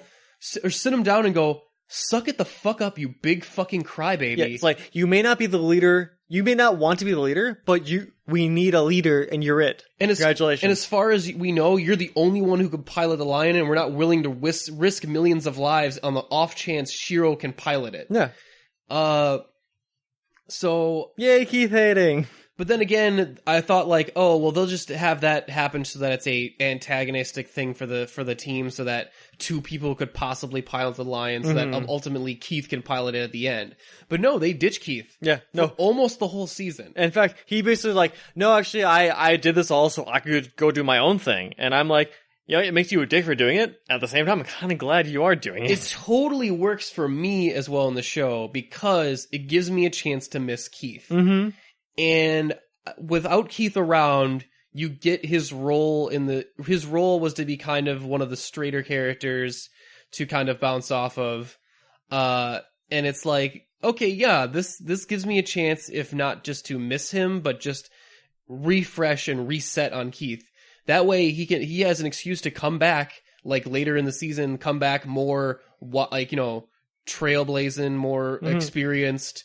You care more what's happening to him. So that way, if he comes back and he has a little bit of a different personality, it's not as jarring as if he just changed it up one episode out of nowhere. Mm-hmm. I mean, they've already changed it to where he's not as impulsive as he was, at least in the first or second seasons. Right. And it's an interesting dynamic to me because they just Shiro's back to being the leader again. Right. Like, just out of like, oh, episode 1's done. Sorry, Shiro, back to leading. Mm-hmm. So it gives him a more active role than, you know, just sitting in the chair. Mm-hmm. And we have Princess Allura as one of the pilots still, so that's really cool. I'm glad that didn't change because I like her in the Blue Lion, actually. Mm-hmm. Yeah. If there's one small little nitpick that doesn't really matter to the rest of the show, but really bothers me on a really aesthetic level, I hate the fact that she has pink armor. Like, I hate the fact that not even just because she's a female, so of course she has pink armor. Although, wow, that's a little weird. Yeah, a little bit. But like, oh, it's the color of my people to honor the fallen warriors. Yeah, or whatever. I think so. I'm like, whatever. You're just the Pink Ranger and you need to be in a pink outfit. Fuck off. But I hate the fact that the person in his blue outfit is in the Red Lion. Mm-hmm. The pink chick is in the fucking Blue Lion, and before at least they got the red guy out of the Black Lion. Right. But it's like aesthetically, it feels it's like it's unpleasant. It's like if you'd watch the Black Ranger piloting the fucking saber-toothed tiger Yellow Zord. It just doesn't look right. It's like this is not right. Not right. Like, it strikes me a weird chord anytime I see them hop out of their lions and it's not the right color. I just get confused all of a sudden. It's just like, oh, that's right. They switched up lions. Nick's artistic senses are tingling. I don't know. Like, and I realize it doesn't really matter. It doesn't in the long run. It doesn't really matter on any level except for aesthetically, but it just bothers me. I mean, there is the fact that they are color coordinated. There's a reason for it to begin with, that it is something you should probably keep with. But, oh well. Yeah, so these episodes, of course, because of the shorter running time, we only get a few character episodes. Like, Pidge gets a lot of movement this season. Which I'm glad, because she has gotten a little less. Her and Hunk got really kind of short shrift a lot of the other seasons. Hunk is still kind of short shrift. He is. He didn't get much in this season either. Also, Lance this season. Lance got some pretty cool moments last season. He did. This season, he's been back to being very goofy and kind of comedic relief because he doesn't... Because I realized that last season he had a lot of really cool moments when he had to bounce off Keith. Right. And Keith... and that was one of the good things about last season, that Keith was giving Lance a lot of good moments. So that dynamic, while rough at the start of season 3, actually gave a lot of it led to a lot of good stuff. Right. And so now that Keith is gone, some of that other stuff is also gone, like the interactions with Lance. He does have still a couple of good ones with Laura, but otherwise he's still kind of just back to being silly, which, I mean, it's fine. Yeah, and I'm not as bothered by it as all anymore. I've actually come around on Lance's character to where I'm pretty much like, yeah, I'm in the Lance camp. I like him. I like Lance, even if he is just being silly. It's at least a predictable silly where I'm like, yeah, that's a Lance thing to do. We do get a lot of episodes for the Lotor crew. We do actually. Them kicking around because they're still kicking around. Zarkon is back. He kicks out Lotor from ruling. That doesn't seem to be anything that Lotor is disappointed at, though. It was almost like a part of his plan. No, he never... I don't think he had because he realized that his rule was temporary. So I think he was like, well, this is fun and all, but my main goal is to build these ships out of this magic meteor. spaceships. Yeah. And what it seems like is he's building the same material out of what Voltron's made out of. Right, the dimensional comet thing. So that seems to be his main goal, is to either create ships that are just as powerful as Voltron, or even just to make his own version of Voltron. Him and his team run into a snag, though, because the witch kind of spies on them. So they in the middle, Mommy Dearest. Yeah, and she spies via their reptilian dude or chick, actually. It turns out. Apparently also female. Didn't also know, female. But can't hurt. Really, I mean, can't I tell. guess we never knew what sex that person was to begin with. No.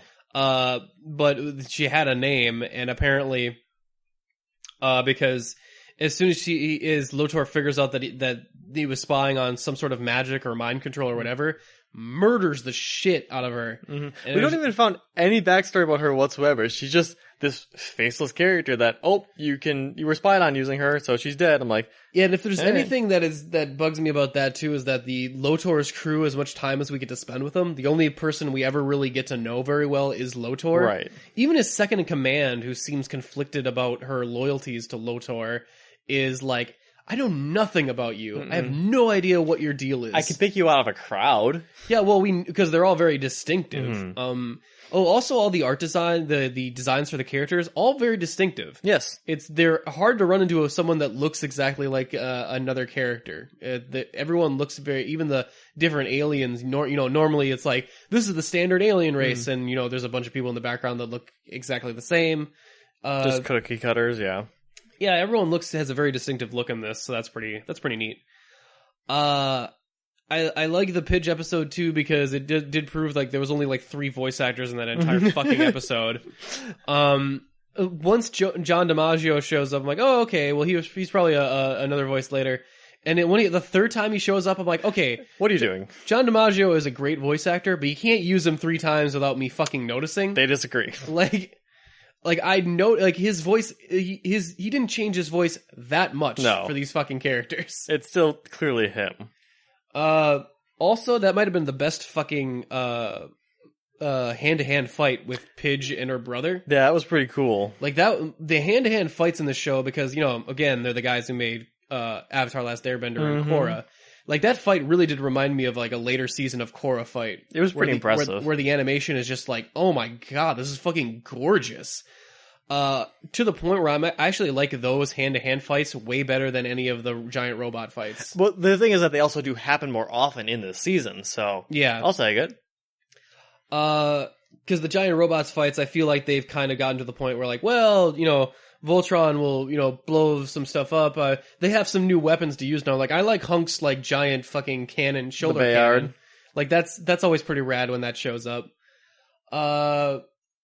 Yeah, and they even have an episode for Karan that where he gets infested by this brain bug that lets him get more creative with his stage show they use for recruitment. So that was pretty fun. Like, it seemed like it was going to be filler, but it was really entertaining. Oh, excuse me. Yeah, but for a 6-episode show, for a 6-episode season, 1 episode of filler is like I'll take it. Is I mean, it's a lot. Like, I mean, it does give a little more character stuff for Karan. It does provide like, hey, we're recruiting forces for the finale. Yeah, it did have like a purpose to it, where it's like, oh, okay, this is not just about going in and beating shit up. This is actually some policy going on and trying to recruitment. So it served a function at least. Yeah, it does make it feel like it's a larger galaxy too. Like how it does feel bigger. With all these different worlds that they use, they like in the end, like the end episodes, the final fight takes place over like this territory that's the last line, so that they can cut through the defenses. Like they can split the what was it, the Galra's like the forces in half, like so that they have a defending line that they can defend behind now to defend their territories that they've claimed back. So it's a very tactical kind of mission by the end of it. Like it's not to win the whole thing. No, it's just to set things up. Yeah, it's just to, set things to a point where we can really start to really fight back with all our coalition of forces and stuff. Yep. I mean, other than that, we have another episode with the Zarkon and the witch. Like they get a lot more. They get some more moments or whatever where like they kind of like well, at least the witch does, where she remembers who she is. Zarkon still seems kind of like out of it. Yeah. Although he's behind his like Vader mask or whatever. Right. now. Like he must have gotten fucked up, or I'm not sure what happened with him. Yeah. So yeah, like I always remember because there's the first episode is like the Keith one. The next episode is Pidge's reunion with with the brother. The Voltron show, and then there's the 2-parter of the finale. Right. I remember there's only one other episode. What was it? Oh, that's right, Black Site, which was the internal like the struggle between the Galra. With where the Lotor versus Zarkon, where like Zarkon first comes at him, and Voltron's like, the Galra are making a big offensive to this place that has nothing in it. Yeah. And so I like that one because Voltron shows up to just kind of like, oh shit, we're late to the party on this one. Yeah, it's almost bad for us to be here now. And they kind of just fuck off. Like they went later like, that's interesting. It's just basically them to know that Lotor is on the outs. But yeah, overall this season, while short, is still pretty fun. I'm hoping the next season we'll get to see a little more with Lance and Hunk. Yeah, it'd be nice to get them a little bit of backstory. Because, I mean, Lance has improved as a character, but we still don't know much about his backstory. He really hasn't had he hasn't really had a lot of episodes to himself to shine. No. He's had a lot of moments, like the previous season, he's had moments that I really liked him in. And, we could go one more 6 or 7 episode season without Keith, in the main team. Because then, you get the feeling like, well, they'll probably have him back. I mean, they almost have to. I mean, they almost have to do it. I mean, I feel like Shiro will, I feel like Shiro's chances of survival keep going down the more reluctant Keith is to take over. Because then you figure like, well, what would be the only reason for Keith to come back now? It would be for Shiro to be incapacitated, not be able to pilot the Black Lion anymore. True, but I like Shiro. Yeah, so Shiro, have we gotten were there any big reveals for his mysterious past with like the stuff he can't remember? Not this season. Not this season? No, almost nothing on him at all. Yeah, because we still have a bunch of blank space from when he can't remember being a resistance fighter. Yeah. Like, because I feel like the show almost forgot that, like, he had this big thing where we got to, every couple episodes we got a reveal of, oh, you did this thing while that you don't remember. Well, Pidge's brother, knew him, and it was even, it was a mutual realization that, yeah, we know each other. Yeah, I thought it was because I was confused. I'm like, wait, are they saying hi because they knew each other on the Academy thing, or did Pidge run into him? No, I think it was the Academy thing, but I'm not 100% sure that's the problem. Because when they were first interacting, I was like, I think because they never really mentioned it. I thought they were going to mention it later, but apparently they didn't. So I was a little confused on that. Other than that, everything else is kind of wrapped up in the finale because there's a lot of stuff that happens in the finale to kind of shake up the status quo. Yep. Anything else we want to mention before you go into a spoiler section? Not really. We covered a lot of it. Yeah, I mean, well, it's a short season. Yeah, there's less to cover, and there's just less to go. I mean, animation is still very good. Trying to think of anything else that really bugged me this season, but really, again, it's kind of like the last season where it had a rough beginning. And in the beginning was only rough because I thought they weren't going to stick with it. They were going to stick with their guns. Because then when they stick with it, I'm like, oh, okay. Well then, yeah, this is fine then. I mean, I like the Blade of Murmasa as Mormasa's character. Blade of what is it? Mamora. Why am I thinking Masa? I don't know, but you said it 4 times now.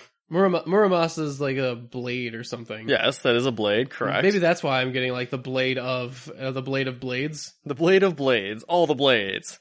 Those guys are pretty cool. I mean, it makes sense that Keith is hanging out with them. I wish they were a little more involved in some of the other parts of the season, for tactical stuff. They did show up for they did give them the information on the black side thing. Yeah. I could do the sub maybe a couple more sub characters from the Coalition, maybe building back up that council that they had when they did the flashback to the previous Voltron team. But yeah, I mean, I'm still down with it. I feel like Allura is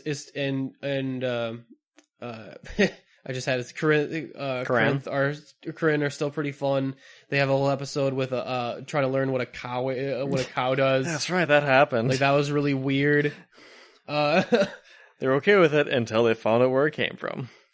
I mean, overall, it's still pretty fun. It's hard to judge it when I don't know when this feels like. This one more or less does feel like a half season because of where it ends, where it feels like this is a mid-season finale, where it's get ready for shit to really change in the next season. Yeah, the last season, where it left off last time. The last 2 episodes are their Empire. Yeah, their Empire Strikes Back sort of thing. But with that, we're gonna go into a spoiler section. We're gonna talk about those last 2 episodes in depth for a spoiler section. If you don't want to join us for that, if you want to catch up on Voltron before that, that is absolutely fine. Just remember that, hey, if you want to help out the podcast, you can subscribe to us on iTunes, maybe give us a rating and review while you're there. We will read whatever goes in that review box on the air, word for word. That is my guarantee. You want to write in your fan fiction for Keith to make him more of a compelling character for me, I will read it. Fan fiction will do it, man. They'll do it. They'll make you like him. I don't have to prompt you anymore. That's for sure. Or you can just follow us, on Facebook, on our Facebook page. You can follow us on our webpage, unapologeticgeekout.com. Email us at unapologeticgeekout@gmail.com. I want to hear your theories on where you think Voltron's going to go. Let me know what your thoughts are. I'm very curious, actually. Or you can tweet at us at UGO Podcast. With that, we're going to take another small musical break. We'll be back with the spoiler section right after this. From uncharted regions of the universe comes a legend. The legend of Voltron, defender of the universe. A mighty robot.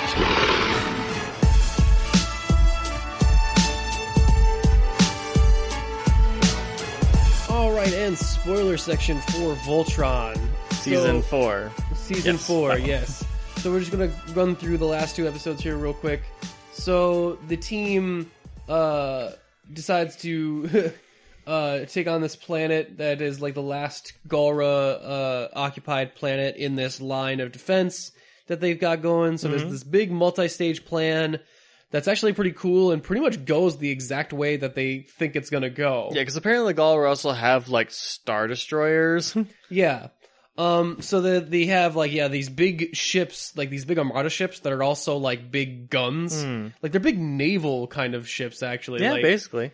And so their idea is to take 2 of those and use those against the enemy, and also prevent them from using them against them. Yeah, so the blade of Mamora is after one of them, Pidge's brother, and the ragtag crew. In the coalition, basically the forces they were able to scrap together, go after the other one, and Voltron seems to go in alone to take out the base on the planet itself, like the Galra forces on the planet. I do like the fact that they really do have a moment where Voltron is so badass where it just hops down on the planet and the enemies like we see from their perspective. We see from their perspective, and this giant fuck off robot comes down and is just like, holy shit. So yeah, and the planet's name is Nexella, I guess. Like they kept saying it, so I was like, "What was that name again?" And it keeps every time they say it, sounds like a person's name. Mm-hmm. So what was cool about that episode is like you kept expecting something to go wrong and something not go according to plan, because that's usually how a story goes. But most of it is like, no, this goes exactly the way they thought it would go. The coalition gets a third of its fucking forces taken out. Yeah, by one of those Star Destroyers. Yeah, because they get hit, and it's just like, holy shit! Like people are dying in like a very evaporating. Yeah, imagine like the Death Star ray just nailing some of those X-wings on its way to a planet or something, because it just wipes them all out. They can't get through the shield. They have to use the one cannon to shoot the other cannon's shield out, and take it over. It's pretty intricate. There's like, I like a multi-stage plan or whatever. It lets us see multiple fronts of battle. It's pretty fun. I really like the witch coming in too, because she's just like, yeah, whatever. Like I'm like, what do you mean, whatever? Like, everyone else is so concerned. Like, all the other Galra are like, we are losing in a big military battle that we have not had this significant of a military loss in 10,000 years. We gotta, like, they're ready, like, we gotta rally up. We gotta consolidate forces. And they know that they're in for a fight, because, like, we gotta get ready for the fight of our lives. Yeah, I think that's actually a line one person says. It's like, yeah, we gotta get ready for this shit, because shit's about to get real. And the witch just walks away. Yeah, and she's like, yeah, we're gonna take care of this. And she starts this ritual, and you start to realize that Nexella's like got these like this core in it or whatever that turns the whole planet. At first you think like, oh, it's got the shield in it. Like, it's got the shield, and then they activate gravity. I'm like, oh, this is a trap for Voltron. And then they said they're gonna blow up the planet. Yeah. And you're like, oh shit, so they're gonna take out Voltron by blowing up a planet. They're willing to blow up a whole planet to take it out. And it turns out it's not even just Voltron. No, it actually turns out that they use pure quintessence to change the planet into a bomb that will take out an entire solar system. It's basically a nuclear weapon. So so that's all of it. That's the coalition forces that are in the sector. That's a couple more planets. That's the blade of Mamora. That's Keith. That's Voltron. That's everybody that's in the. That's pretty much the show. That's everybody. So they gotta go like, oh shit, we gotta get everybody. We gotta evacuate. We gotta try and disfuse the bomb as fast as we can. And they are not doing it because Voltron's taking too long to get there. Keith is doing his best to take out the shield. And none of the shots are getting through. He has the final idea of like, well, maybe if I run my ship into the shield and the explosion will do enough damage to the shield to get us through and stop the ritual at least. And he's ready to take his ass out. And I really like that scene too, because that made me realize like, oh shit, I actually care if Keith dies. Well, and it gives you a window into Keith as a character where. This is where Keith is most comfortable is as a soldier rather than a leader. Yeah. Because he the lives of any one member. And that was something he had to learn in the first episode when they couldn't save one of his comrades. And he went back to save him because he had the information. No, but even after, like, because he said like that was important because he had the mission data with him. Yep. So he justified that. But then later in that episode, the guy was also searching for information. Keith wanted to save him, but he was like, no, we gotta go. And the other guy dragged him out. So that was a rough lesson he had to learn. Mm-hmm. And it's you could definitely see him in his mindset now is that he's in the soldier, like my life is not more important than this mission succeeding. Right. And in this point, it's like, yeah, if his life is like he would be able to save Voltron, the whole sector. Well, I mean, to be fair, like normally I hate that kind of self-sacrifice shit, but it's like, no, you either sacrifice yourself to stop this, or you die anyway. Yeah, it's for him. It's like there is nothing left for him to lose at this point. He's like, either this or nothing's gonna work anyway. So for him, it makes a lot of sense. Suddenly, Lotor comes in for the save. Yeah, he got the distress call when it went out to the Galra forces, and he's been on the run from Zarkon for a couple episodes because his team betrayed him. Because they were like, oh shit has not gone our way. His plan of like going into another dimension to harvest the quintessence, it actually fell through. It did not work. So then the king is awake, and they, thanks to the witch, they know that Lotor's a betrayer. So his crew figured the only way out of this for them is to offer up Lotor on a silver platter, which is kind of brutal. I mean, it's cold, but they don't know what to do anymore. Yeah. And Lotor himself has been very close to the chest with his plans, and they even make a mention of like, well, now what do we do? And his second in command is like, well, there's one option, and we never get a reveal of what that is. Although I thought it was like, well, they're always going to have to go with Voltron, and she has a relationship with Keith because they met each other before. So obviously they're going to have to try and like, hey, can we join up with you guys real quick? Because we don't really have any other options. Yep. And we still don't really even know what Lotor's grand plan is. I think it's to be in charge of the Galra Empire in his way, though, without any oversight or from the witch or his father.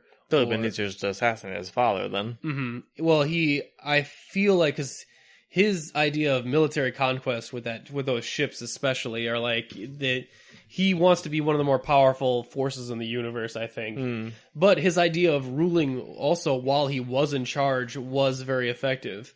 I mean, at first, it was in the previous season. Suddenly, when this season starts, and he just starts to lose, like, that's another thing when this season started was like, oh, why is Lotor just letting all this happen? Because he seemed very smart in the last season. Well, I think it was kind of like a perfect storm kind of thing, because this coalition was starting to be built before he came into charge, and this was the first time something like this really majorly happened, in the last couple thousands of years, but thanks to the Galra. So it's really hard to say if the coalition really, started to function because Lotor was in charge, or just happened to start, joining together and he was in charge. Well, it does feel like Lotor, by this season, it feels like his focus has shifted to his science project. Because in the previous season, he did seem to be effective where they took back that planet almost single-handedly. Yes. And I was just like, oh my god, this guy's effective. But then it feels like by the start of this season, it feels like Lotor doesn't really care about the coalition and them anymore. He's much more focused on whatever his goal is. Yeah, whatever his end goal is. So that's another thing I feel like got switched up from the previous season. There is a lot of shuffling going around. Like, I feel like whatever they had in mind for him writing-wise in the previous season is a little bit different now in this season. I feel like his priorities have shifted. Or maybe it was his plan all along to let the coalition gain ground. I mean, you did see it where, like, they distracted, the Galra from Lotor, but at the same time, he also distracted them from taking out the coalition. Mostly, I think, by accident, but it happened. Yeah. Well, even in the previous season, he used that as an excuse to attack one of his own Galra bases. Yep. So I think this conflict has worked to his advantage before. Well, except for the fact that that's also what caught him, too, is the witch started catching on, like, well, why would he blame Lotor? Well, because he didn't like him. And the witch is like, yeah, petty. I don't really believe that. He's like, that seems. It seems petty, and it's like, well, why would he attack his own base? And it's like the witch is like, well, that doesn't really make any sense. But it does seem like Lotor has been acting weird. It's not enough of a reason to just excuse him from doing it. Like, let's look into this. Yeah, so Lotor comes in for the save and just like, hey, Voltron, we have matters of mutual interest to discuss. And it's kind of like, oh, so are we going to team up for at least a little bit here? And I feel like Lotor will basically like team up for as long as convenient for him. Yeah, definitely. The more interesting aspect will be if his squad mates, if they'll try and team up after he's already established. That'll be a funny episode where they show up like, hey, we're here to join up, and then Lotor walks in like, oh, you're a little late to the party. Son of a bitch. Like, I feel like that would be an interesting dynamic, so I think that leads to a very fun status quo for the next season that I'm actually very excited for. It is interesting, and it is really hard to tell if you are correct that they did keep switching up the writing, because if that's true, then that probably means that the short seasons are even better, because then they can kind of figure out what's working and what's not, rather than to like a traditional 12 or 24 season run where you're like, all right, we're kind of cemented in where we're going. We can try patching it up later in another season. And to be fair, it only feels like that way slightly with Lotor, like because we never really knew his main goal from the beginning. Right. Once we get a grand scheme from him, maybe most of this will make sense and go like, oh, this is how it was supposed to be from the beginning. But same with Keith too, where it's like, was that really what your plan? Keith and Shiro definitely, like, those are for sure, like, the previous season was all about their arc as, I'm the mentor and you're the new leader that I'm training. That was what the dynamic was for last season, and they drop it hard this season. It's a hard cut. That felt very much like a course correction. The writers switched that up on the fly.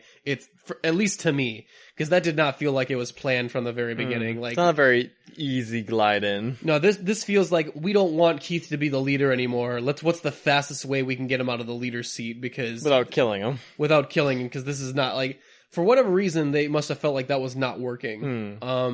Which was odd, because I thought like that was one of the things like, you know what, I didn't really like how you got here, but I feel like this is working. Like, at least if you want to keep Keith around.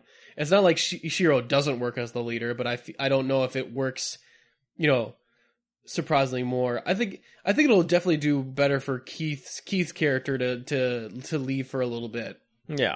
Well, like I said, even just this season where he left also he came back, I'm like, Keith, I actually don't want you to die. Please don't die. Well, I mean, I'm concerned too for Shiro's character, because it's almost impossible for him to not die now. Yeah. Considering if they want to bring Keith back. Just don't bring Keith back then. I mean, otherwise, what is Keith's point? Otherwise his role, his brief stint at being a leader will really be pointless if they never bring him back to be the leader again. Unless they just make a new Voltron ship. I mean, I guess they could make a new Voltron ship, but it doesn't really make... They didn't do that in the original. It wouldn't really make a lot of sense to add an attachment onto Voltron. If they team up with Lotor and make a new, like, different version of Voltron, and Keith somehow hooks up with them, that might be kind of neat. Yeah. Because I do like Lotor's crew and their very distinctive fighting styles and all that. Right. I mean, I don't know. I mean, I really do like this season. I can't tell if I liked it more than last season, because last season I actually really dug for all the complaints I had early. I thought last season did some really cool fucking stuff. Yeah, this one's a little bit more soft, but at the same time it has less rough patches. Like, you have the few skid marks here and there, but nothing too major, whereas I never got to the point in this season where I literally said, that's it, I'm done watching. So that's already an improvement. The biggest thing is up front of like, hey, we're switching up like Keith and Shiro again. I realize this is like the third time we've done it, but we're going to get it over in this episode, and then we're going to keep it for this season. And I'm like, okay, cool. And that's why I'm hoping that it stays that way for the next season, because if they switch it up fucking again for next season, I'm going to be sick of it. I'm like, dude, stick with something for more than one. Like, either Keith is the leader or he's not. Pick one. It would become a little soap opera if they did that again. Yeah. And so yeah, I'm. No, I think next time it's gonna be Lance. Lance gets to be the leader. I mean, at least let Lance do something. I mean, I did like that Lance was his Keith's second in command in the previous season. Yeah, I actually did like that. I think that it's interesting that without Keith around, some of the other characters didn't get, like, with like Lance and even Hunk a little bit, didn't get as much character, interactions and like small developments with their interactions with Keith. But that could just be from the brief season that we got. But anyway, we're going to wrap it up here. I think we're pretty much done. We're going to wait for next season, see what that brings us. Which is going to be in, like, what, 4 months? I don't know. It feels like they get shorter every time. Like, at a certain point, they're just going to be doing it episode by episode. Just like every week is a new episode. Okay, so now you're to a traditional format? Maybe. That's their grand goal, Nick, is to trick us back into a traditional format without realizing it. No, you bastards! Streaming for life! Streaming for life! Alright, with that, we run Apology Geek out, and we're out.